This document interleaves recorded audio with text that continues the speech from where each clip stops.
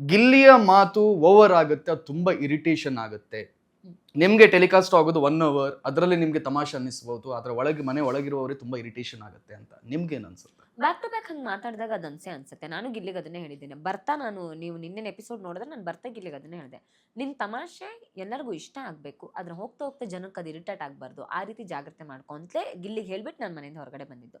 So Gilli ಅಂತಂದಾಗ ಅವನ ತಮಾಷೆಗಳು ನಿಮ್ಗೆ ಇಷ್ಟ ಆಗ್ತಿಲ್ಲ ಅಂದಾಗ ನೀವು ಸ್ಟಾಪ್ ಮಾಡಬೇಕು. ಆಮೇಲೆ ನಾವು ಬಂದು ಇರಿಟೇಟ್ ಆಗುತ್ತೆ ಅಂತ ಹೇಳೋದ್ರ ಬದಲು ಸ್ಟಾಪ್ ಮಾಡಿ. ಇಲ್ಲ ಗಿಲ್ಲಿ ನಂಗೆ ಇದು ಇಷ್ಟ ಇಲ್ಲ.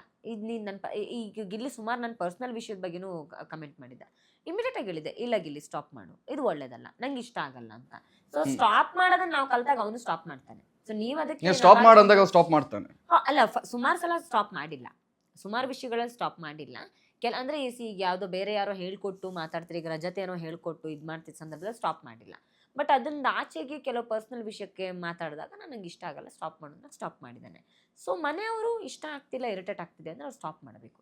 ನನ್ನ ವಿಷಯಕ್ಕೆ ಬರಬೇಡ. ಈಗ ರಘು ಸರ್ ಹೆಂಗೆ ದೂರ ಹೋಗ್ತಾ ಇದ್ದಾರೆ, ಸೊ ರಘು ಸರ್ ಹೆಂಗೆ ಸ್ಟಾಪ್ ಮಾಡಕ್ಕೆ ಟ್ರೈ ಮಾಡ್ತಾ ಇದ್ದಾರೆ. ಅದು ಅವ್ರಿಗೆ ಪಾಸಿಟಿವ್ ಆಗ್ತಿದೆ, ನೆಗೆಟಿವ್ ಆಗ್ತಿದೆ ಗೊತ್ತಿಲ್ಲ. ಅವ್ರಿಗೆ ಅದು ಇಷ್ಟ ಆಗ್ತಿಲ್ಲ ಅಂದಾಗ ಅವ್ರು ಸ್ಟಾಪ್ ಮಾಡ್ತಾ ಇದ್ದಾರೆ.